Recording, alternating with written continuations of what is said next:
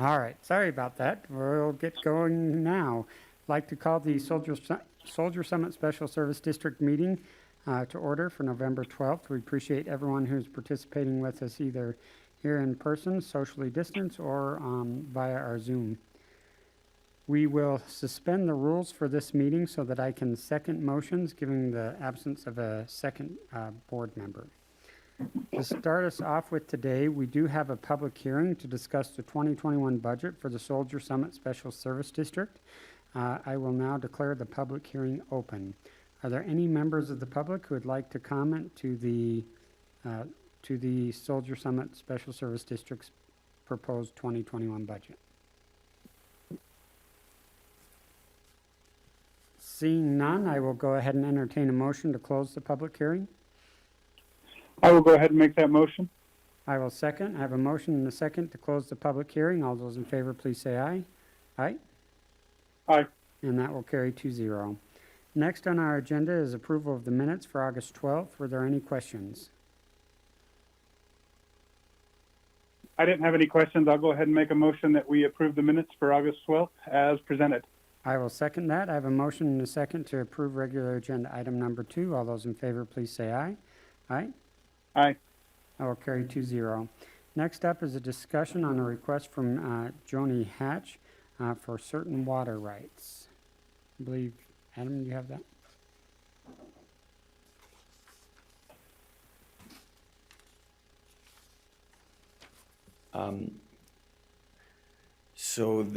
This is in response to an email that Joni Hatch had sent to your office.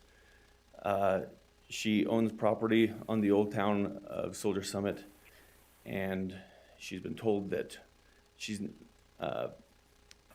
not able to build because the pipe bringing water across the highway is too small to service another home. And she does have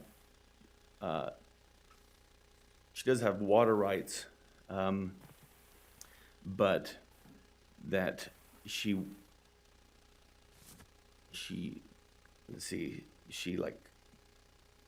says here that I need one of the two owners listed on the deeded rights to transfer. So she owns some rights and Soldier Summit owns another portion of the rights. And she wants Soldier Summit to deed 1 acre foot of water to her so that she can then segregate her amount, and then she can dig a well and build on her property. So that's from her email, and so that's what needs to be discussed and whether. So is she looking to pay for these, or are we just giving them as a gift? I mean, that's my first inclination personally there is I don't see how this is beneficial to the district. Right. She doesn't offer to pay. It just says that she says, to that end, please send me something officially deeding me 1 acre foot of water. And so. Where would this 1 acre foot of water come from?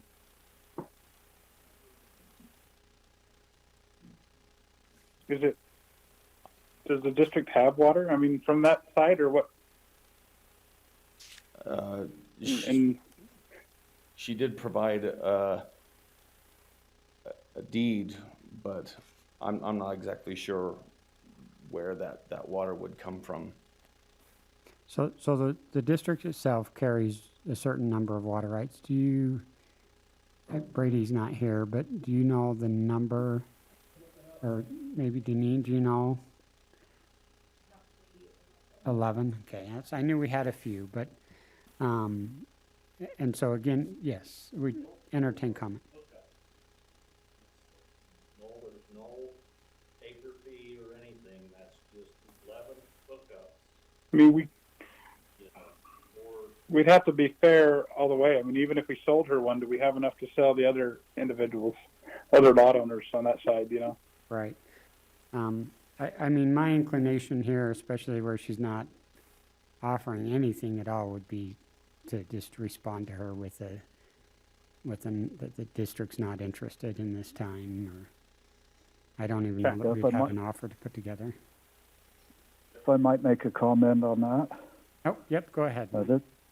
Yes, I spoke with Richard Nelson this morning about it, and the consensus was that they would need to bring in their own water for the lot over there in the town site rather than having the district provide the water. So they would need to provide another share of water, you know, whether they're buying that from another source or whatever, and bring that in instead of the district providing that water for it.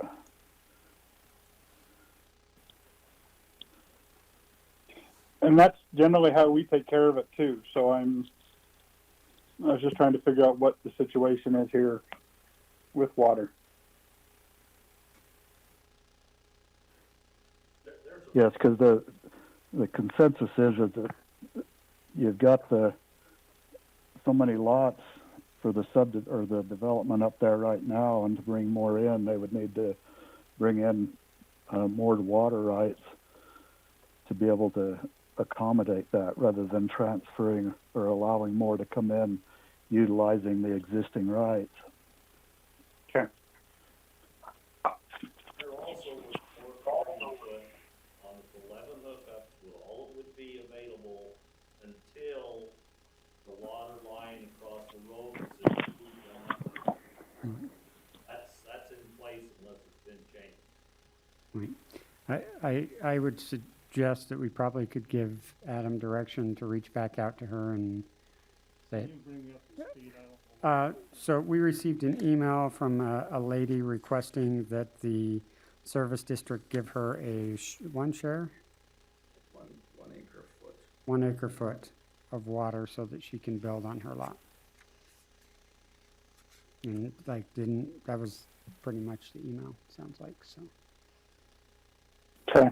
She's not offering to pay for it, she's not. Okay, so we have enough. Can we just send her that letter saying that the district at this time doesn't have any water set aside for that Right, for vacant properties, and isn't, you know, she would need to bring water into the district to have water service. no, that would make sense to me. Okay, that would be a motion if we need one. That's a good question. So this is actually just listed as a discussion item. And so we won't actually need a formal motion on that, because it's not listed as such, so we can simply give direction to staff on that. Okay, next. Ethan, do we have an agenda I could, Does that at all? Yes, we do. I think Alice might have an extra one. Look at that'd that. be Thank great. you, Thank Alice. you. That is why she was the employee of the month. She keeps us all in line. Next up on our agenda is regular agenda item number 4. This is a discussion on emergency contacts for Soldier Summer Special Service District. Can I shed some light on this? Well, Adam, did you have something to introduce us with on this, or? Okay, sure. Okay, this come about 8 years ago. We had a Memorial Weekend. We weren't able to get a hold of Brady or any of the people that, you know, handle the water up there. So we decided to get a program with the non-emergency dispatcher that they could call the people that were on call for the district. Well, that phone number list hasn't been updated for 8 years. That's why I asked to put that on there. We just need Brady to get the phone numbers to the dispatcher in the event that we can't get a hold of them. Okay. Okay, that's why that was put on there. Well, that's simple enough. Thank you for updating us on that. And so we'll go ahead and give direction to Public Works. If you can please pass that to Brady and make sure that we get that updated within the next couple weeks. Thank you. All right, next up is regular agenda item number 5, to review, approve, and authorize the payment of invoices and other current obligations for professional services, operations, maintenance, and other expenses. Me? Sure. So we have a list in your backup that has 7 expenditures to approve. The first one is payroll-related expenses for Public Works. Originally, the board approved $20,000 in expenses back in May. That's almost been exhausted, so this would be another $10,000 just to get through the end of the year. Postage, there's been some additional postage costs this year also. We've had to send some certified letters, and we've just had an increase in the number of lots that have been sold, so a little more money for postage. Rocky Mountain Power, the electricity bill is a little bit higher. Fire hydrant repair, I think that this was somewhat discussed in the last board meeting, that there was an additional $2,000 charge. Just some miscellaneous expenses for line maintenance, and then the SCADA system, which I think the board was aware of, for $11,000. That is just the purchase of the equipment itself. Brady indicated that there would be a monthly fee. I'm not sure about how much that is, but that would be an additional, that will come on a subsequent meeting, that monthly fee. So those are the expenses. If there's any questions, I'd be happy to answer them. Okay. Any questions on those? Hearing none, I'd entertain a motion. I will make a motion, we approve the payments on invoices. You might have to go into your mic a little more, so. I will second that motion. Sorry, Spencer, I wasn't sure if you could hear him. So I have a motion and a second. Yeah, sorry, I was muted for some reason. Happens all the time. I gotcha. Yep. So I have a motion and a second to approve regular agenda item number 5 as stated. All those in favor, please say aye. Aye. Aye. Aye. That will carry 3-0. We'll now look to regular agenda item number 6, which is to review and approve or deny outstanding receivables, past due accounts in place, or remove liens, and take necessary corrective action. I think we have some fees or something, right? Yeah, sure. So the two things especially that I wanted to talk with the board about is lot 60C. It's a new owner this year. They are paid in full now, but they had some problems. They paid in cash, and so they had to come physically into the office. They were given bad directions. They just had some problems tracking down where we were. So there were late fees that had accrued of $75. They sent an email requesting those be waived. I'm comfortable recommending as a first time sort of thing that we waive those. And again, they are paid current, up to date right now. Okay. Then the other one that I would want to talk about is there was a meter reading from November 2018. It's a $9 charge. The customer themselves questioned that charge because they hadn't used water. And I think that there was some follow-up, and I don't know where it stands, if they used the water or not. But it's, 2 years ago. I might also recommend that the board write off that $9 amount. And then the rest of the information on here is just informational. We do have some liens that were placed, and then there's several other customers who we have mailed either a notice of late payment or a second notice of late payment. So that's just to be aware that there may be some additional liens coming. Okay. Obviously, for me, the $9 seems very reasonable, and if they paid in full and it was the first time, I would be okay with the others. But additional thoughts from the board? I think we'll take her recommendation. Okay, I'd entertain a motion. You want to make that motion? Yeah, I'll go ahead. I'm okay to write off the $9 also, and I'll make that motion to do that. Okay, I have a motion and did I hear a second? I will second that. I have a motion and a second to approve number 6 based upon the recommendations from staff. All those in favor, please say aye. Aye? Aye. Carry 3-0. We'll now review our financial statements. All right. So the first item is our budget to actual. There's no extraordinary expenses. I think the district is going to be on track with not overspending any budget. The revenue's been coming in as expected, so no real update on the budget to actual comparisons. And then the balance sheet and income statement. I'll just say that the district is in a healthy financial position. There's been money that's been set aside for capital projects that's actually had to be utilized the last 2 years. The district's in a favorable financial position. So if there's any questions about the amounts, I'd be happy to answer those. All right, seeing none, I will go ahead and move to number 8, which is to ratify the change of date of the public hearing previously noticed on November 4th, 2020. That was, we had to give ourselves a little bit more time for the public notice for the hearing, so that's why the date was changed. Is that a motion? I'll go ahead and make a motion that we approve and ratify the change of date for the public hearing that was moved from the November 4th to this date. I will second that motion. I have a motion and a second to ratify number 8. All those in favor, please say aye. Aye. Aye. Aye. I'll carry 3-0. Next, we look to adopt a resolution approving the 2021 budget for Soldier Summit Special Service District. Mean, if you may want to talk us through that budget and. Sure, so this, the proposed final budget, there's been no changes from the tentative budget. So the district, the way it receives money is through property taxes that are collected, and then the majority of revenue comes from charges for services, being the water billings. And we don't foresee any extraordinary increases in that amount.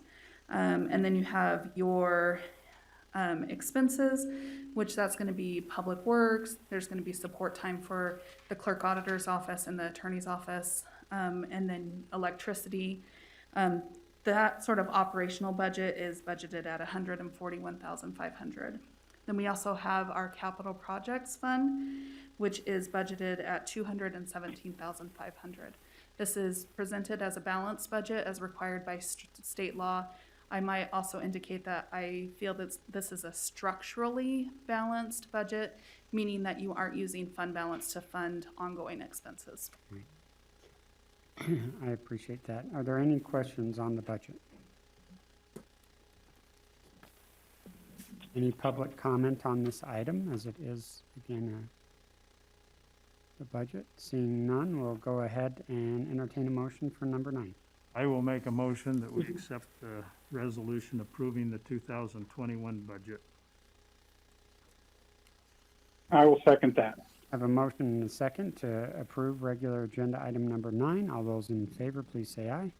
Aye. Aye. Aye. Excuse me, that will pass 3-0. Next up, we have a discussion on the change of the water fee schedule. Me or Adam, you got this one? Adam Beck, County Attorney's Office. So last meeting, we had a discussion about changing the fee schedule.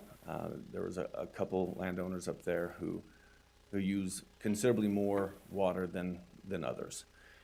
And we had been given some direction to look at some of the other special service districts and water districts to see how the rates should be and how the fee schedule should be changed. And so there is a proposed fee schedule. It's in the back of the packet there. Previously, how it worked is the landowner had paid their fee and then paid a $5 per 1,000 gallons for the water they use. Now you'll see that it's what's called a block rate, an increased block rate fee. So for most of the landowners, there's not going to be really a change for them, for those people who have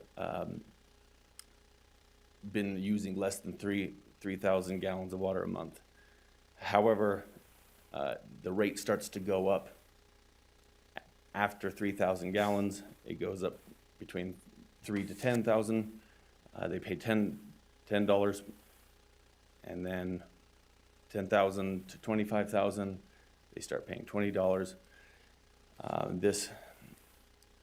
This rate system helps promote water conservancy. And I was able to run this past Deneen and Brady, and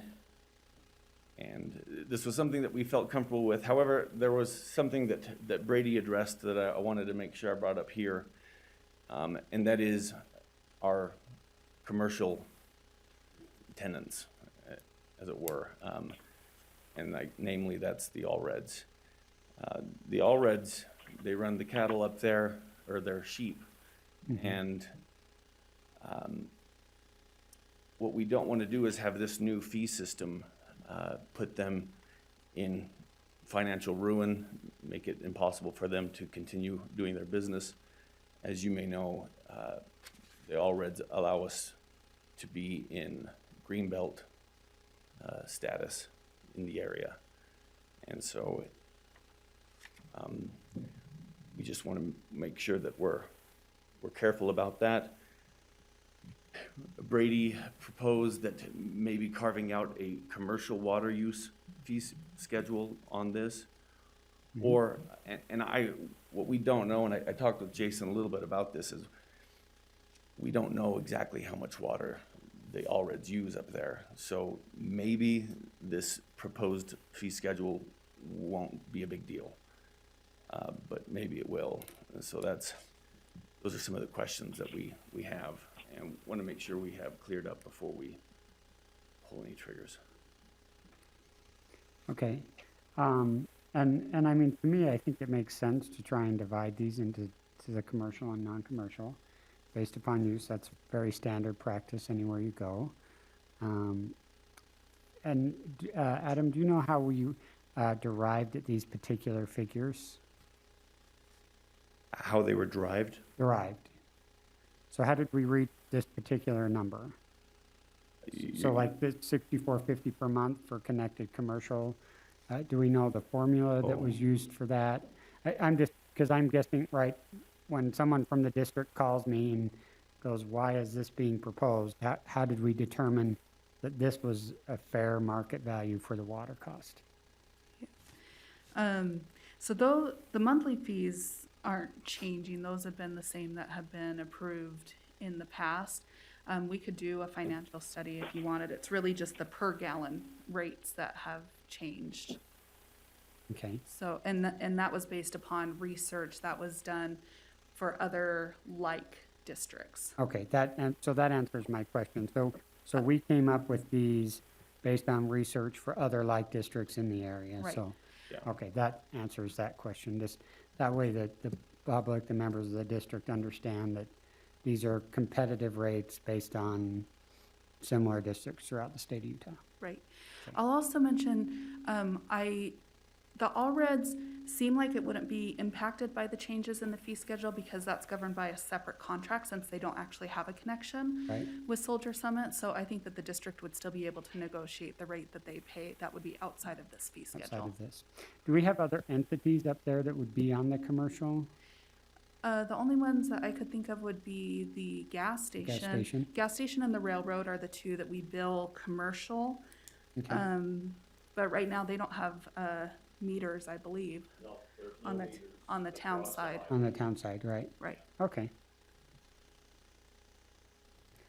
Those were my questions on this. Any other questions on this? Again, this is only a discussion item, so it gives us the opportunity to give staff direction before actually approving this.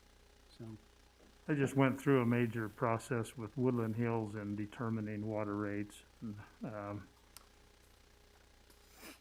I think at this juncture, I don't know that we engaged the Rural Water, Utah Rural Water Association of Utah. We engaged them to do a full analysis on water rates and usage, and they helped us determine those rates. There's no comparison on these to the side of this that I'm seeing. Is this what we're looking at, Nathan? yes. Yep.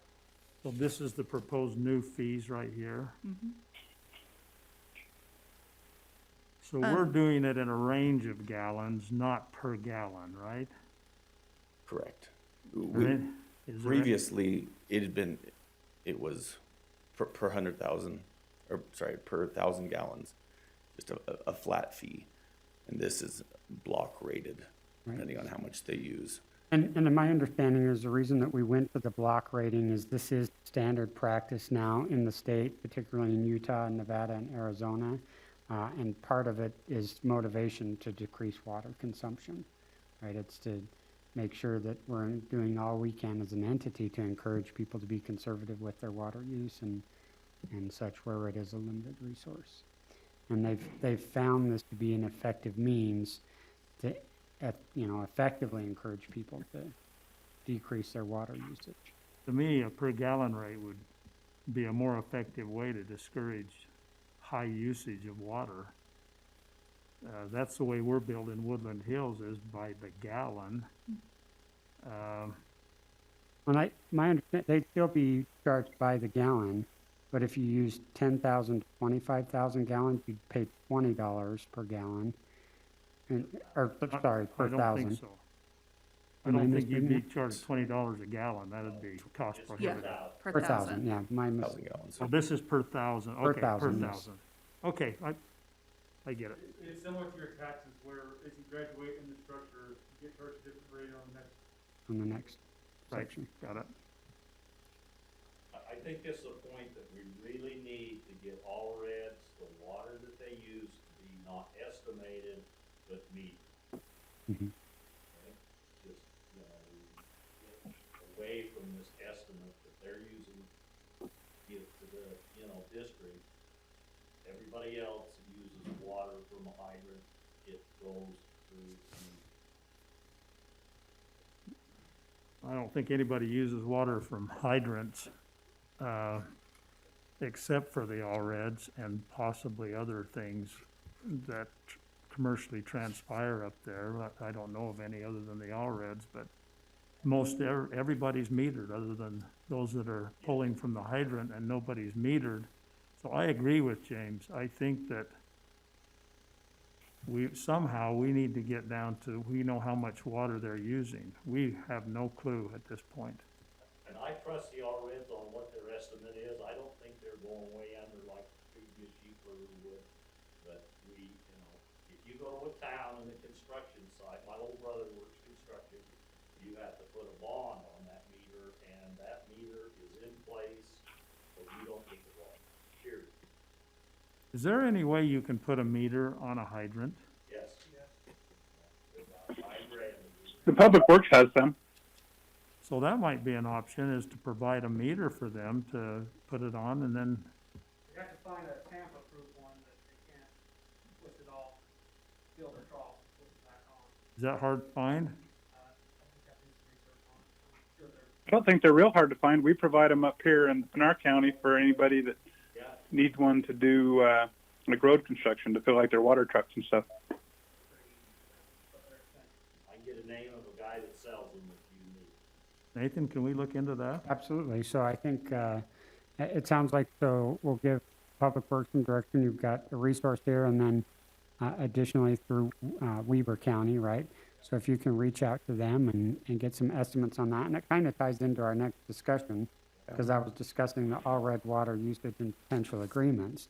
And so if we could get an estimate on that for the next meeting, that would allow us the opportunity to craft that into their contract.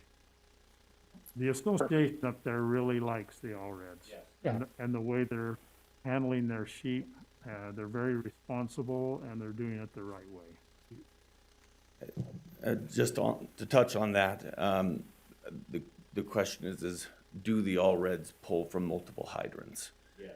And if they do, is that going to require? Now these pull meters, you just take them off. They screw onto the hydrant, and you take them with you or move them from hydrant to hydrant. So anytime they draw water, they just have to put it on and, Yeah, they just keep it with their water truck, I would assume. Enough people up there, if they seen them taking the water without the thing on, somebody would say something, especially if these new rates are gonna be for the higher usage. Yeah, I think that'd be a trust factor, but I think we can do it. So just to be clear, we wouldn't have the all reds or we wouldn't install like a tamper-proof meter on the fire hydrant. We would just ask the all-reds to take the meter with them. When they use it, they hook it up, they meter it Right. themselves, and then they're not restricted to one hydrant. Yes. That's how we do it down here. Okay.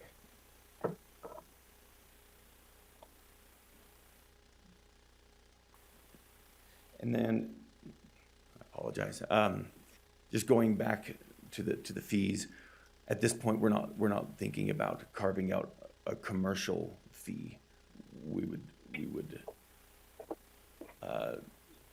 stick with the proposal, block rate that we have here.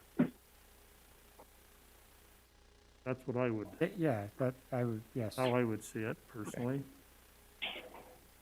Spencer, do you feel Yep. okay about that? Yeah, I feel great about that. All my questions. Okay. Great. We kind of spilled into number 11, which was a discussion on the all-red water usage and potential agreements. Were there any other questions on those? No, I'm fine with the water fee schedule and the potential agreements Okay. with metering the LREDs. Okay, sounds great. Next up is number 12, which is a discussion on the construction of a pond at the Baird property.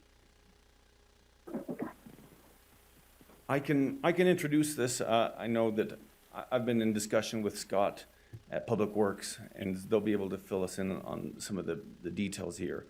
I believe Robert Baird owns some property up there and is interested in putting in a pond. It's a fairly sizable pond that's going to require a lot of water, something like 165,000 gallons. And so there's some concerns on whether we would have enough water to do that, if that's, and they're looking to determine whether they should grant a permit to build, or to give him a permit to have a pond. Is this like a recreational pond? Is it a stock watering pond? Are we? Scott, would you be able to fill us in on some of those details? Yes, it just appears with what he's doing up there that he's come forward, he's done the engineering studies, the design showing that all of that is feasible. It's a matter of, I guess, the district providing the water for it. I believe it's more of a kind of a water feature. It possibly could be used for some of the outside irrigation, but right now it just basically would have the water feeding into that pond, and that would be the terminating use of it. And then you have to address whatever evaporation and that's going on during the summer months. But ultimately, that's the only question that we have is, do they have the water to be able to provide, to be able to do that pond itself? Okay, Scott, I do have a couple questions on it. What are the engineering requirements look like on a pond like this? Is it required for it to be lined? What do they do for loss of water, seepage, those kind of things? Because obviously, for me in this area, conservation of the water would be a top priority. And so how do we measure evaporation off it? And what type of engineering requirements are in there for lining or seepage? And is that even something that the district can control or require as part of the approval? Yes, and that's what I'm not sure of with other than the actual usage of the water, because in the looking through the capacity, the capacity assessment that the Division of Drinking Water, when they determined the system up there, the drinking water system was only to serve the indoor culinary needs. So initially we had them provide an engineering assessment showing that the dikes or everything, the dam itself is stable, feasible to do. He is going to have the lining, so engineering-wise, he's provided everything, I believe, to be able to go forward with that. It's just a matter of that outside water use for the water to be utilized for it. Well, this is a big concern, and it's a concern for the association up there. I have spoken with the HOA people, and they're very concerned about the amount of water, how it would tax the system, our total water system. Brady expressed concern about that same thing, about the taxing of our water system, and to have one individual up there use this much water is really out of compliance with our CCNRs and the regulations that we have established. Now, I read the CCRs 2 days ago, and there is absolutely no way that that's allowed, because the amount of water that would be utilized, that would be considered outside watering. Outside watering isn't even permitted. I guess if he wanted to develop a fishing pond for the whole area, we could consider that. That's just a joke. I don't know. I'm concerned about it. I would be Yes, because very reluctant. Especially where this is a culinary grade water. I would think this is, to have a fishing pond, I think you've got to have a source of water that's not to this level, and it's not, we already have an issue sometimes with pumping and stuff. I'm not comfortable with it either. Adam, I think you could go back to there with direction that there's probably at this time not an appetite from the board for approval. Okay. Thank you very much. All right, next up is regular agenda item number 13, and that's to approve the placement of liens on the properties of Monica L. MacArthur. Yeah, Deneen spoke about this earlier, and we talked about putting these liens on in our last board meeting. We just needed to make sure that we went through the proper procedures to do so. And so since we last met, we've given them their late notice, their second courtesy late notice, their notice of disconnect, which requires certain space between each. And so we, in the attachments is that notice of lien. Those are all drafted. I also have drafted the certification letter to the Treasury. So those would be ready to go. Just wanted to make sure that we are good to go, and we can push those through. Any questions from the board on the placement of the lien on this property? Hearing none, I'd entertain a Nope. motion. I'll make a motion of placing that lien. I will second it. I have a motion and a second to approve the placement of the lien as stated in regular agenda item number 13. All those in favor, please say aye. Aye. Aye. Aye. I will carry 3-0. Up next is regular agenda item number 14 to ratify the Zimmerman agreement for the purchase and installation of a SCADA however you say that system. Telemetry. SCADA telemetry. I'll make a motion that we go ahead and ratify the decision to enter into the agreement with the Zimmerman for the SCADA telemetry system.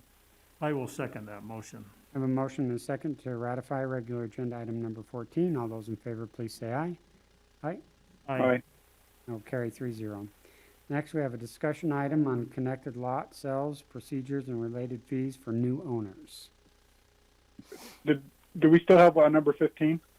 Yeah, we got 15 on there. Whoops, yep, thank you for catching that. Next up is a ratification of the Whitting agreement for repairs of the well.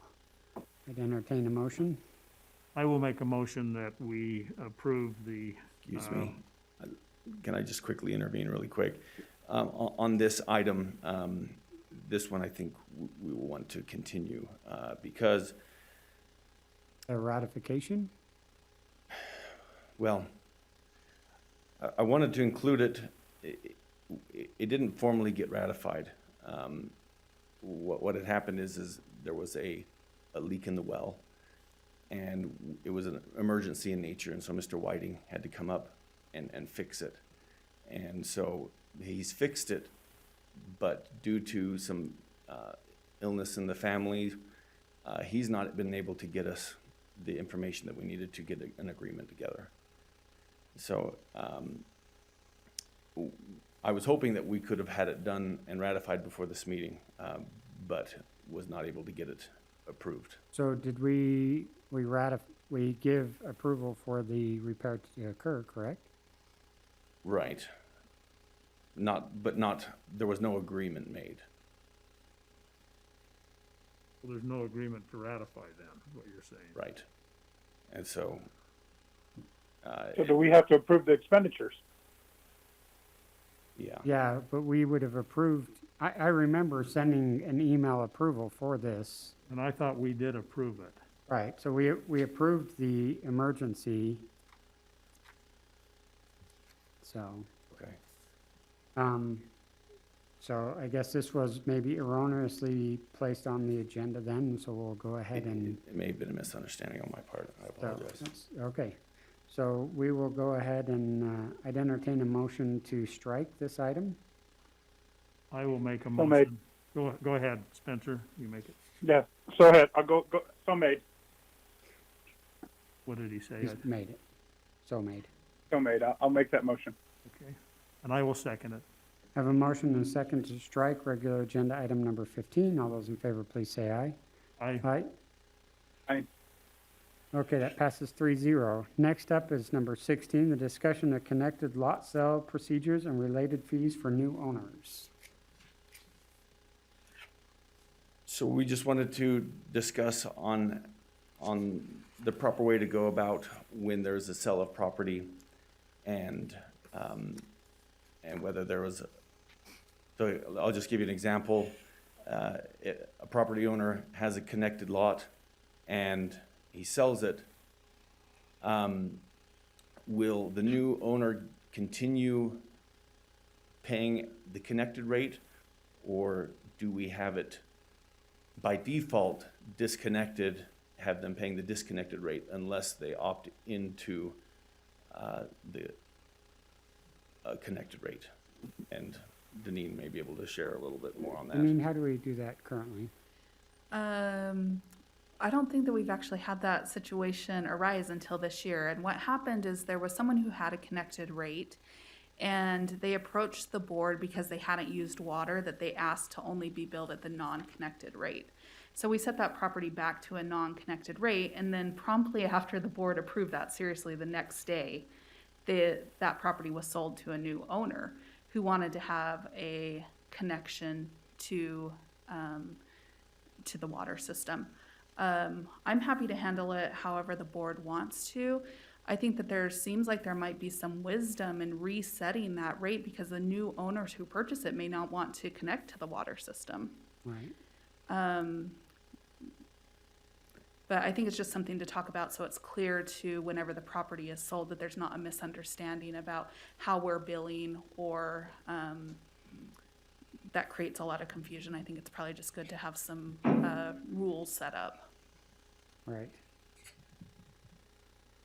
so what's your suggestion, Deneen?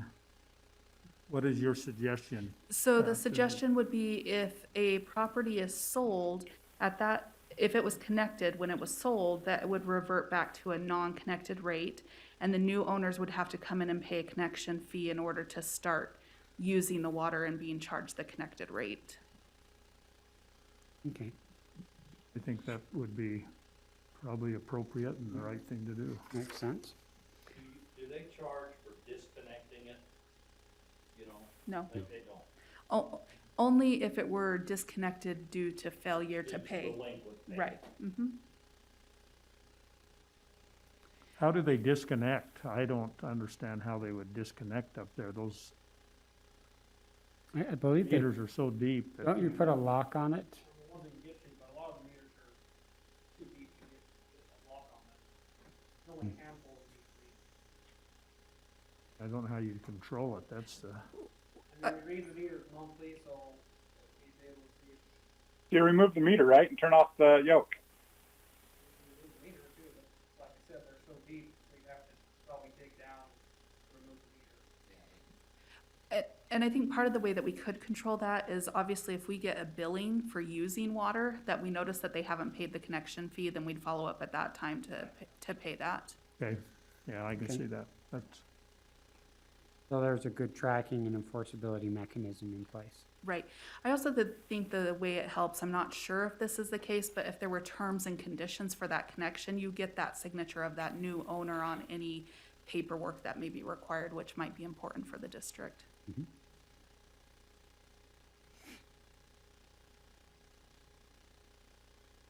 Okay, any additional questions on this? So Adam, it sounds like we need to go ahead and draft up something for the next regularly scheduled meeting to put a procedure into place in our existing, I'm guessing probably in the bylaws, I would guess. Where would we put that? So the district a few years ago passed billing procedures, and I might That's suggest right. putting it in there. No, that's right. So Adam, into our billing procedures, we'll want to incorporate that new procedure for the sale of property. It sounds like Deneen's got some details on what it would sound like if you have questions. Okay, next up on our agenda is regular agenda item number 17, which is set a date, time, and location for the next board meeting. It is recommended 10 a.m. on February 10th, 2021, here in the commission chambers. And we're using the commission chambers now because of the capacity for electronic meetings. So, sorry about that, Mike. well, is this 1,400? Is this 1,400? Yeah, this is Okay, 1,400. that was my mistake then. I should have Yeah. caught that, so I apologize. No, that's okay. We just have all the technology resources in here to do the Zoom and live broadcast and stuff. So, Sounds great. I would make a motion, we accept the next meeting of February the 10th at 2021, 10 a.m. here in the commission chambers. I will second that. I have a motion and a second to set the date, time, and location for the next board meeting as stated in regular agenda item number 17. All those in favor, please say aye. Aye. Aye. Aye. And that will pass 3-0. I will make a notation that it's my condolences. I will not be joining you for that meeting. So you will have a new representative from the county, but I certainly have enjoyed my time working with the district. When I took over as chair of this committee 4 years ago, we were in significant financial trouble in the district. And it's nice to pass a structurally balanced budget and be building towards our capital improvements so that we can eventually get the repairs up there that we need and the well improvements in place. So I appreciate the hard work of all the board members. It's been a pleasure to work with you and to see the district in a financially stable situation with those capital improvements in the near future now. And I hope that trend will continue.